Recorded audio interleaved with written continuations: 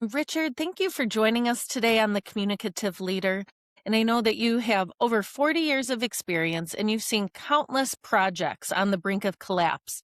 So I'm wondering, when you walk into a troubled project for the first time, what are some of those common or the most common communication symptoms that tells you a project has lost its true north?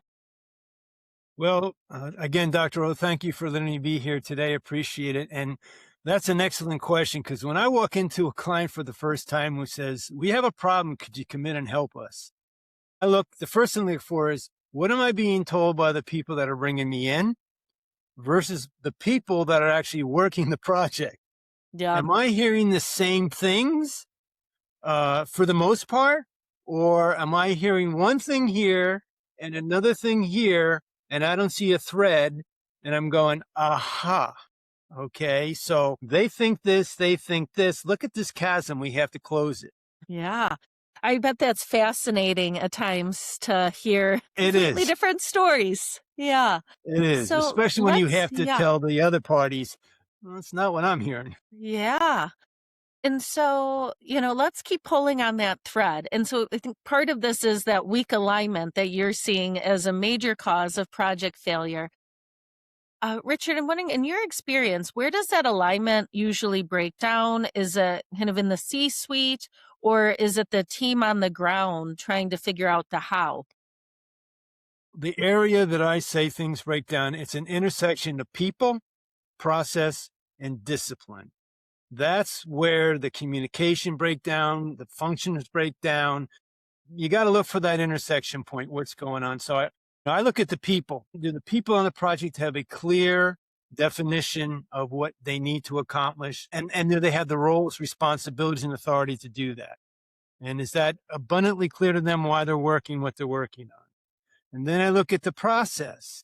Is the process, was it planned properly? Are they using the right approach to the project? How well do they scope that project? Because if you don't scope it right up front, you're just going to get junk all the way through. And then it's the discipline. Okay, you've got a good plan. The people know what they should be doing, but it's still not clicking. And Hmm. then I look at, well, there's a deviation from, there's a discipline issue here. Something's deviating. What is Okay. deviating and why? And C-suite is complicit to that. The team's complicit to that. You can't just say, well, it's them versus us. No, you're all in this together. Yep. Okay. And it's incumbent upon you to work together to fix it. Hmm.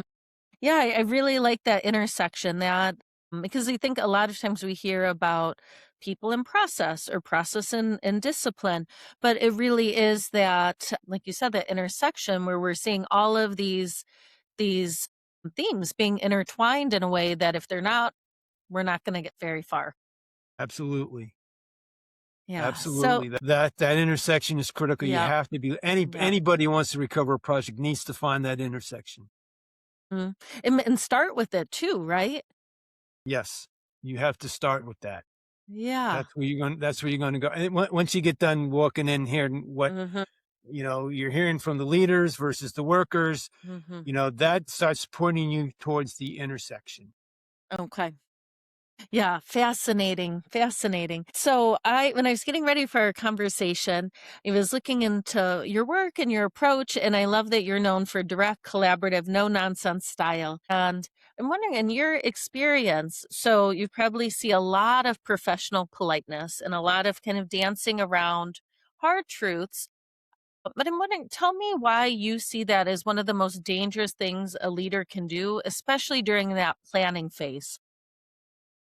Well, during the planning phase, you're looking at many things, whether you're looking at agile project management or waterfall or traditional. You're going to look at the scope of the project, right? And so you got to make sure it's scoped right. And then you got to worry about the money, the budget, and then you got to worry about the schedule. And when most projects begin, or a majority of them, they'll be given a scope. We only have X amount of money and X amount of resources. So you got to plan around that. So when you're planning, if there's a disconnect between how much money or budget they want to give you versus what the team says it needs or resources, at that point, that needs to come to your leadership right away. Dr. Rowe, you want me to do this for $500,000, but the team says they need $750,000. And here's the facts behind that. We don't think we can pull this off unless you wanted to scope it a bit. Then, yeah, Mhm. that's the possibility.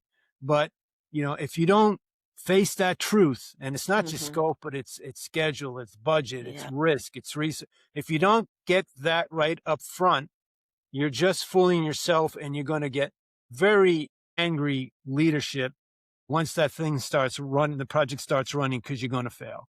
Yeah, exactly. Yeah, I was just thinking too, that's even with like basic goal setting, right? At the beginning of every semester, I write how many pubs I want to have out and all of these other goals. And early on, I mean, that was a long list. And then with time and reflection and more accuracy, you recognize how to adjust that scope so you're set Right. up to be successful. Exactly. Exactly. Yeah. And so let's keep talking about scope. And I know that one thing that you found is some of the biggest drains on a project is scope creep. And I'm wondering, in your experience, how can a leader refine their communication, be really intentional about it, those boundaries of what a project is? And I think more importantly, sometimes what it is not. How do they do that in a way that's going to set them and their teams up for success? I agree. And basically, the word intentional is key with what you said. Scope is intentional.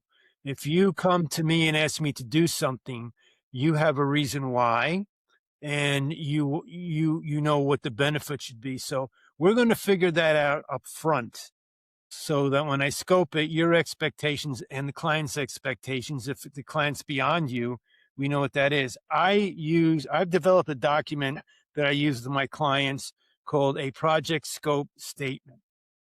And in that statement, we first start, well, what is in scope and why? And then what is not in scope and why is that not in scope? But we go beyond that. So you're going to tell me you want these things in scope. Okay, so can you tell me your assumptions and your constraints about why that has to be in scope? I want to know exactly what's driving your thought train. And then once I understand that from you, I'm going to say, okay, there are some inherent risks that may affect what you want in scope. Let's talk about what you believe those risks to be. I'll identify more as I plan the project, but what do you feel the risks Hmm. are as to why you need this in scope? Yeah. And then we're going to wrap that up. We're going to put it down on a piece of paper and we're going to sign it. You say, Rich, why are you going to sign it? Yeah. Well, because of this. If we negotiate a scope of work, that's a living document. That can only change by a formal change control process, which we will have to agree upon, Yeah. which will be in that scope document. But if I sign it and you sign it, now we're calibrated. I say, Dr. O, I Hmm. fully understand. I know Yeah. now what you're asking me to do for the mission. Hmm. And you say, Rich, I've given you everything you need to know from me for the mission. That Hmm. document lives throughout the whole project. We're going to pull that out at every project review or stage gate review to say, Dr. Rowe and team, are we still calibrated on this scope? And Hmm. you're going to say, Richard, we are. Yeah. But that's how we're going to start every meeting Yeah. to make sure we are calibrated. And I do the same thing with Hmm. the project management plan. I make the team sign it. I make the leadership sign it so that we're calibrated. Yeah. I really love that and love that it's a promise, right? Because it's funny when a lot of times when I think about creep, I think about job creep. Like in my research and teaching and writing. And I hadn't thought about it in terms of scope creep in a project. But I was thinking when you were talking, that's the same thing with the job. We sign up for a job, we sign paperwork, we agree to a set of duties, and then we have to renegotiate that sometimes when it changes in ways. Yes. So I just think then you've got engagement when you're having people sign it. You have that commitment and consistency. Brilliant. Brilliant. I love that. And it does one more thing. It's called the Yeah. definition of success. We've Okay. now Yeah. defined what success looks like. Yep. So you can rate me and my performance Mm-hmm. against that criteria. Have I successfully met your expectations and delivered what you wanted on budget on time? Yeah, yeah, yeah, that is beautiful. So let's continue. So this idea of holistic thinking and planning, you do a lot of holistic audits to pinpoint bottlenecks. So I'm wondering, how can a leader maintain kind of this still relational or warm presence when they're delivering a difficult audit report that especially can identify some things about teams that we don't like to hear, maybe dysfunction, things that we know, but a lot of times we don't name them. Right. Well, team dysfunction is also a big part of project failure. And, in my experience, it's been because there's been a lack of understanding of roles, responsibilities, authorities. And yes, they get confused on scope or the team wants to deviate.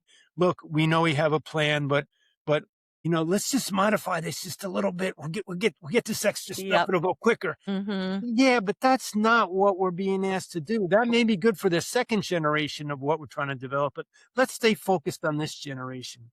But when you're in a team dysfunction scenario, and I just came off one last summer where the teams were at odds with one another. This was a major producer of building and construction materials. They were at odds with one another about how the project should be run, and the team started to break down. And I wouldn't call it fight, but you could feel the tension between Yeah. the people about, I'm not agreeing with you on that. I want to go do Uh-huh. this for this quality thing. And that, so you have to first, my plan is I bring the Uh-huh. people together and say, there's tension here, there's dysfunction. Yeah. Let's be candid, honest, and respectful. Let's get it Uh-huh. all out on the table. What Mhm. is it that the team is not doing as a team and why? No names, no finger Yeah. pointing. Let's just talk about the issue. And then let's talk about everybody's idea of how to fix this issue because we're all in this soup together. And when you have to take a message like that up the rung, you have to deal with the facts and you have to impress upon the leadership that there's a certain degree of candor and respect and honesty that they have to main to allow that team Mhm. to work through the dysfunctional issues. But also, I'm sure you know this. You need to know when to Mhm. step in because there are some Yeah. things that the team can work out themselves. But when it gets to the point of high tension, of people, I'm not going to work with Rich anymore, or Mhm. I don't like the way they look, or that, and you Yeah. actually hear. Then you got to step and say, folks, come on, Yeah. we're human beings here. We don't have to do Yeah. this. Yeah, and I'm just smiling because, well, one, I've got small kids, but some of the things I've heard my children say are things that I've heard in collecting data and working with employees and organizations, because there are times it's become so personal. It We does. are overwhelmed. We might be out of the scope of our position, unclear on our roles and responsibilities, and that doesn't set anyone up to do their best work. Right. Exactly. And a lot of times that team dysfunction, you can boil it back down again to let's just review roles, responsibilities, authorities. Let's see who's good at what here and make sure that we're all deployed for the right things at the right times, at the right places. And above all, let's understand that we're a team. And if we're going to be a team here, and now that we've worked through this dysfunction, let's learn from the dysfunction so that it doesn't come back. And if we sense more dysfunction, we're at least smart enough to say, I'm feeling this. I don't know if you folks are, but Mhm. can I at least get this off my chest to make sure it's just not. Yeah, exactly. And so my next question, and I imagine this is something that you deal with quite a bit in your work, is that when a project falls behind schedule, there tends to be this natural reaction to just communicate more and this urgency. But sometimes that becomes more noise. So how do you coach the leaders you work with to pivot to better communication instead of just more or urgent communication? And that's the key versus more or urgent. When there usually are issues, as you know, leadership usually wants to get updates as often as possible in certain format. This is what I want to know. I was involved Mhm. in a project, General Electric, where we were trying to displace Corian countertops with a polyester material. And we had a beautiful product. I mean, it looked beautiful like Corian. The problem is it stained easily grape juice, orange juice, tomato juice, and you had to use steel wool Mm. to get it off. And And it got to the point where we were not truthful with ourselves at the leadership level. They really wanted this. This was a pet project of the divisional leader. We had to get we had to get to the point where we had to bring everyone together and just say, look, this is not going to work. This is not going to displace Quarian. Mm-hmm. We just have to kill the project. And as painful as that was, we were able to get everybody to agree to that. But I think the point is, when you pivot like that, it's got to be a mutual decision. It can't be thrown down your throat by management.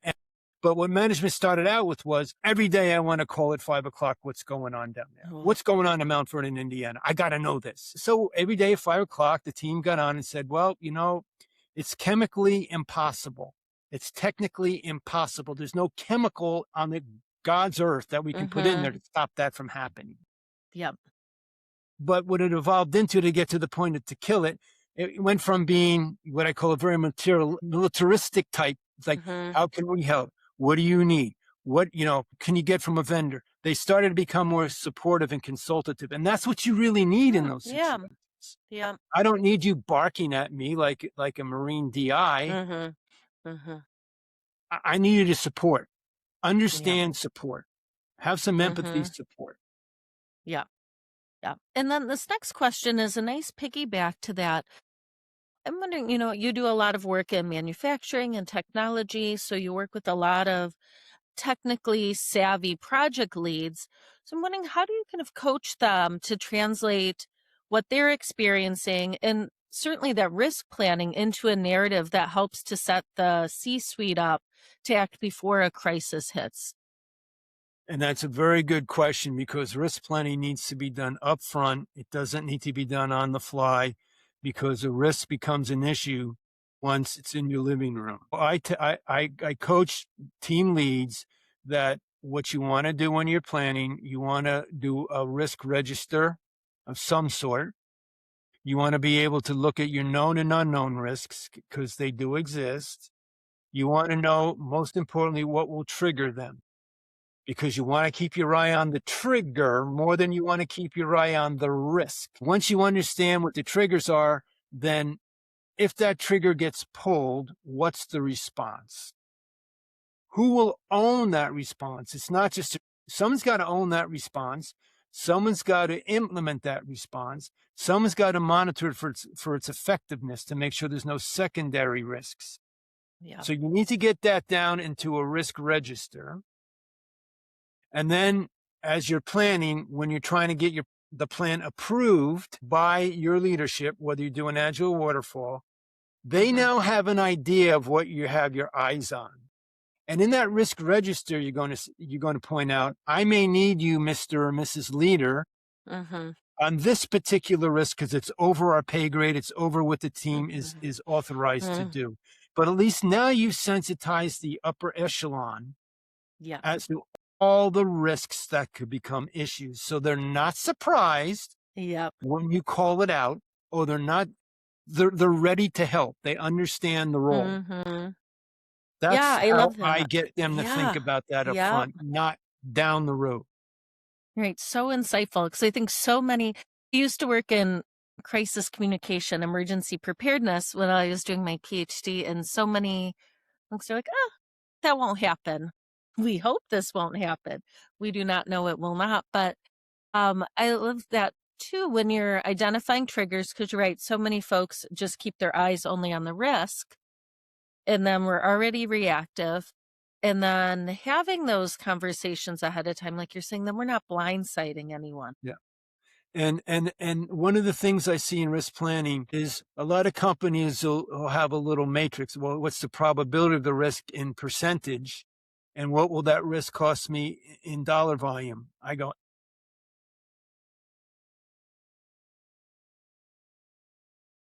Yeah.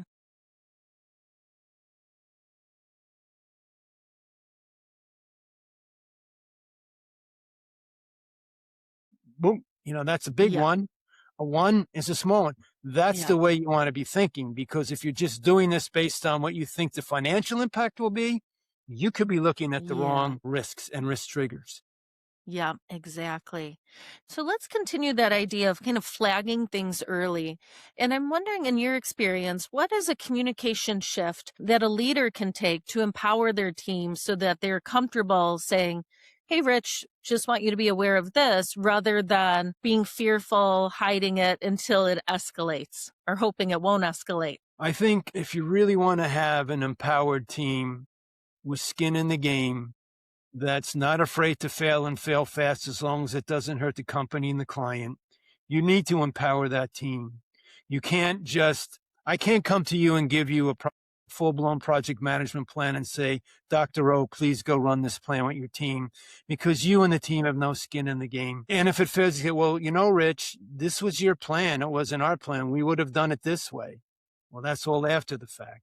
So what I tell leaders is, if you really want to have a truly communicative, empowered, and team that shows ownership, don't micromanage them, empower them to do the planning. Now, that doesn't mean you're going to abdicate yourself and walk away from that. Sure, you're going to have your eyes on that.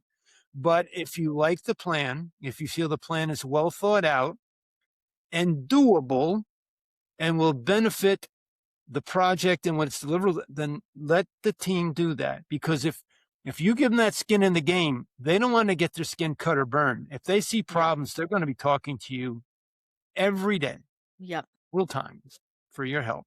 And that's the best thing I think any leader can do for a team, is say, I trust you, I Mm-hmm. will help you, but you're the captains, and I want you Yeah. to do what you think is right. Yeah, right. And that's why we hire these people, right? And then we can Right. empower them and help to build engagement, things that we know help to stave off turnover. Yeah. Yeah, I really like that. So I know a lot of your work, you build sustainable project management processes, and that's so important. So it can, these systems outlive individual projects. So I'm wondering, how are some of the ways that a leader can ensure the communication habits they're learning during a recovery, for example, stay in the organizational DNA for, projects going forward? Yep. I'm a firm believer in lessons learned, but using lessons learned as you learn them for continuous improvement. So when I do project recovery, when we learn about the root cause and the root cause corrective actions, we make sure that those are recorded for the team's sake, so they understand how to implement that root cause corrective action, to monitor, to control it, and then to close it out with, okay, so what was the result of that? Because you constantly want to be improving the skill set of your people, and you want them to be to improve the skill set. So I believe in lessons learned, not at the end of a project, but while a project is going on. And Mhm. yes, when a project ends, you should Yeah. sit down at the end in some type of retrospective and say, overall, what did we learn? Because someday there will be a similar project to this long after we're gone, that we should have in a repository somewhere, that someone can go to and see all the things that we did right, did wrong, and what we learned, so the mistakes and issues are not repeated. So it all comes down to me is continuous Hmm. improvement through continuous learning. Yeah. And I think that's such a powerful message. That idea that we are learning as we go, because then we're also, we talked before about kind of fostering a environment where people feel comfortable flagging these potential issues. Yes. Because I think so many times organizations, because of urgency and deadlines, just feel like the train is on the track and we'll revisit it at the next station. And it doesn't have to be that way. No, no, no, not at Yeah. all. You know, I grew up in the automotive business, uh, GE Automotive, and we would go to the reviews with the big car companies, and there were usually quarterly reviews. You know, we would report out what we're doing for a particular Yeah. vehicle. And one of the lessons I learned is by the time you give them the information at the quarterly review, there's always someone on the other side that's not happy with that. I don't agree with that. Well, that was a big lesson for me, which is Yeah. I'm now going to communicate once I see something to that. And we would do that at GE. Say, we're Hmm. not going to wait now for a quarter to talk to you. We're going to let you know as soon as we know, and then you're going to advise accordingly. But I think if if you have that DNA of continuous improvement and continuous learning and Mm-hmm. applying what you learn moving forward, Mm-hmm. you're just going to be that much more efficient and effective as a person in a project. But the project's going to come in on budget, on time, with all the deliverables, Yep. with a satisfied client. Exactly. Yep. And a better developed team. Yeah, it's all about people Mm-hmm. development. I mean, projects are done by people for Yeah. people. Yep. Exactly. So, Rich, I have two final questions for you, and these go hand in hand. And this is the way that we end all episodes of the Communicative Leader. So, the first part is for our titled leaders. What is the advice, the challenge, the tip you want to leave them? And then the second part of the question are employees across all ranks in industry. What is it that you want to leave them with? Well, I would say to the leaders that will listen to our conversation here today, one, when you have the need for a project, number one, engage. Number two, empower. Number three, make sure it is scoped properly up front, because if it's not scoped properly up front, no matter what's planned beyond that, is not going to work. And to allow your people to fail and fail fast, as long as it doesn't hurt your customer or your Yep. company, because there's learning in that. And if you will empower your people, there's skin in the game, there's ownership, and you will be a fulfilled leader because your people trust you and you trust them. So that's very important. The other thing I would say to anyone listening today that is in the project management world is let us Mm-hmm. all remember that project management is done by people for people, and it is not rocket science. Mm-hmm. It's 1/3 common sense. You know what you want to do. You know why you want to do it. You know who should benefit and why they will benefit. That's your common sense. Your logic is your plan. Make Okay. sure that you put the due diligence into your plan and include the things we talked about today, specifically risk. Do not overlook risk management, but make sure that the plan is solid. Have everybody sign off on the scope plan, on the project management plan. That's a signatory that we're all in this together. Our skin's in the Mm-hmm. game. And Yep. lastly, it's discipline. And that's where things break Mm-hmm. down, especially in communication. Okay. Play the plan. Do not deviate from the plan unless it's so structurally wrong you have to. But if you plan it Mm-hmm. right, it shouldn't be. If you follow that 1/3, 1/3, 1/3 formula, you are Six Sigma assured that you're going to have a successful project. Yeah. And I love when we break it down and help people to see this is within your reach. Absolutely. Yeah. Absolutely. Yeah. So Rich, I have a follow-up for you, if that's okay. You talked about failing and failing fast. Kind of talk to me about what that looks like, what it is, what it's not. Okay. Failing fast. I'll give you an example. And this is a funny example. Mm-hmm. Back in the late 80s at General Electric, we went to Coca-Cola and we said, we would like to make a plastic Coca-Cola can. They got very excited because at the time, aluminum was very expensive and plastics weren't as expensive. So we went into this with polycarbonate, this beautiful program. We built a tool for Coca-Cola. We did all the development work for Coca-Cola. But there was this one small problem. There are elements called low molecular weight oligomers, for your technical chemical people out there, that would leach out of polycarbonate. The old baby bottle, if you saw the baby, right? Well, Mm-hmm. that didn't bode well for Coca-Cola, for people that like Coca-Cola. But we failed, and we failed fast. We knew within 3 months this was not going to work, not because you couldn't make a plastic pop can, but Yeah. because what was leaching out of the plastic, because it's inherent within the plastic, would Mm-hmm. negatively affect the Mm-hmm. Coca-Cola, which could potentially affect what happens when we ingest it. But we Yep. failed, and we failed fast. We didn't waste a lot of money and a lot of time. Yeah. Yep. Yep. That's really helpful. I really like that because there's so much we've been talking about continuous development and lessons learned. And there's a point when you recognize, nope, this doesn't make sense. And it's okay to walk away from this rather than, because what I think happens so often, what I see happen often, are people are like, this is my pet project. I'm going to continue to try and keep this alive as long as I can. And that's a much harder failure, much more expensive failure in so many Exactly. ways. And as I tell teams I coach, there's no shame in failure. There's learning in failure. And there's strength in failure if you're strong enough to ask for help.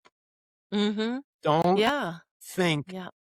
that it has to stay in your chest, because there's somebody who knows something you don't know that may be able to get Mm-hmm. you beyond that failure. Yeah. Yeah, exactly. And what an important message for people to hear, especially when we're asking them to innovate, to take risks. Right. Yeah. Exactly. Rich, thank you for sharing your expertise with us. I've really learned a lot. I have all of these notes I've taken from our conversation. I know that I'll return to this conversation, and I know it'll be really helpful for our listeners as well. Thank you very much. I really enjoyed speaking with you today.